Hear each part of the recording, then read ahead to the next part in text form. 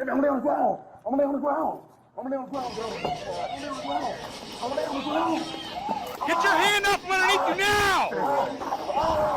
now! Black men in the United States die so often from use of force by police that it's become a public health crisis. According to a 2019 study from several U.S. universities, interactions with police, including gunshots, tasers, and beatings, are the sixth leading cause of death among black men in the U.S., just behind cancer and heart disease.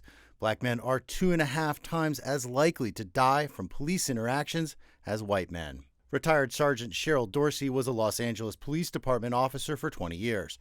Now she's an author who advocates for criminal justice reform. I think the reason that situation exists is because there's been a lack of accountability. We're all taught to use deadly force as a last resort after you've exhausted every other tool, and we don't see that happening when it comes to people of color. She says there is a so-called thin blue line of police officers protecting each other instead of promoting accountability, a vicious cycle that keeps bad cops on the street. Civil rights activists want that to change. The law is for everybody. Policemen are not above the law. But there are systemic issues that protect police, including qualified immunity, a legal doctrine that often shields police officers from legal responsibility. And there are no standardized use of force rules that apply across the U.S. Police violence is often judged from the perspective of what the officer considers reasonable.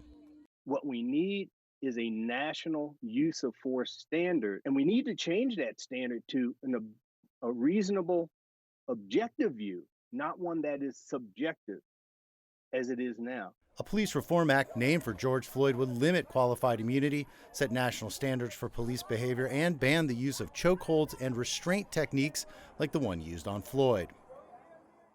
The measure passed the U.S. House of Representatives, controlled by Democrats, but has little chance of making it through the Senate, where it needs Republican support to pass. Violence by police against black men has contributed to massive distrust between the police and minority communities. I hope ultimately, although I don't believe I'll see it in my lifetime, is that there would be real true change, that we could bridge that gap between the community and the police. But the problems are so institutionalized, it's so systemic, it's very hurtful, because I know that there are many police officers who are out there doing the right thing. Criminal justice advocates hope the conviction of Derek Chauvin will lead police forces around the United States to change their use of force policies and build trust between police and black Americans.